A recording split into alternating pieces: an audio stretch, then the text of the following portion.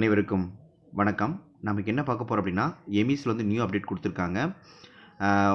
1 முதல் 10ஆம் வகுப்பு வரை உள்ள மாணவர்களுக்கான எமிஸ் வலைதளத்தில் வந்து ஆனுவல் மார்க் வந்து என்ட்ரி போட வந்து சொல்லியிருக்காங்க. அது எவ்வாறு நம்ம மேற்கொள்ளலாம் அப்படிங்கிறத பற்றி தான் இந்த வீடியோவில் வந்து நம்ம பார்க்க போகிறோம்.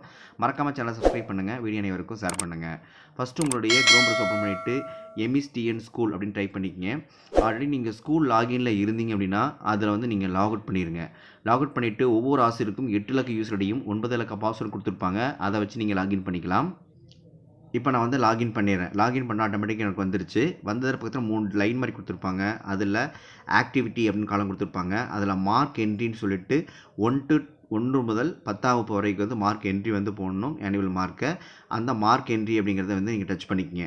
டச் பண்ணிங்கன்னா இன்பில்ட்டாகவே 2023-24 இருக்கும். அதில் வந்து கிளாஸை வந்து நீங்கள் எடுக்கக்கூடிய வகுப்பு வந்து உங்களுக்கு காட்டியிருப்பாங்க. நான் வந்து 4th ஸ்டாண்டர்டை கிளிக் பண்ணிக்கிறேன். செக்ஷனையும் வந்து நான் கிளிக் பண்ணிக்கிறேன்.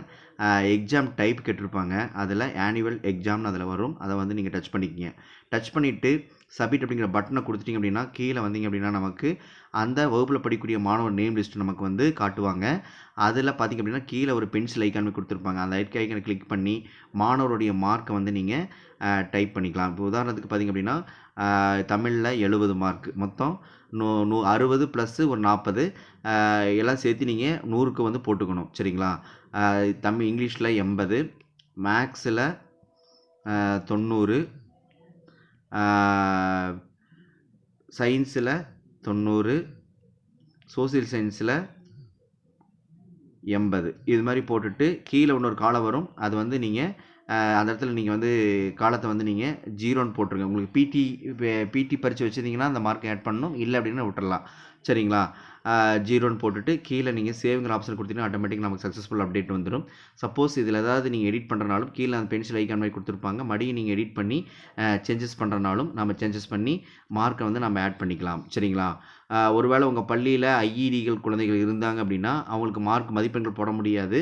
அதனால் அந்த இடத்துல நீங்கள் என்ன பண்ணலாம் அப்படின்னா நீங்கள் ஏ அப்படிங்கிறத வந்து நீங்கள் கோட் பண்ணிக்கலாம். சரிங்களா? அதுக்கான வழிமுறைகள் வந்து கொடுத்துருக்காங்க.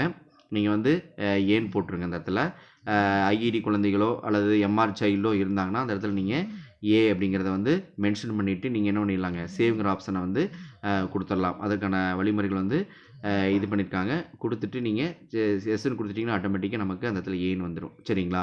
இந்த வழிமுறை, இந்த ரிப்போர்ட்டை வந்து நம்ம எக்ஸலில் வேணும் அப்படின்னா இந்த இடத்துல டவுன்லோட் கொடுத்துருப்பாங்க. அதை கிளிக் பண்ணிவிட்டு இந்த இடத்துல கிளிக் பண்ணிங்கன்னா டவுன்லோட் ஆயிரும். டவுன்லோட் ஆனதுக்கப்புறம் நமக்கு ஓப்பன் கொடுத்துட்டிங்க அப்படின்னா எக்ஸல் ஃபார்மேட் ஓப்பன் பண்ணுறதுக்கு WPS ஆஃபீஸ் கேட்கும். அது இன்ஸ்டால் பண்ணுறதுனால இன்ஸ்டால் பண்ணிவிட்டு அதற்கான வழிமுறைகள் வந்து வியூ வந்து நம்ம பார்த்துக்கொள்ளலாம். இந்த காணொலி மிகவும் உங்களுக்கு பயனுள்ளதாக இருக்குன்னு நினைக்கிறேன். மறக்காமல் சேனலை சப்ஸ்கிரைப் பண்ணுங்கள், வீடியோ அனைவருக்கும் ஷேர் பண்ணுங்கள். நன்றி, வணக்கம், தேங்க்யூ.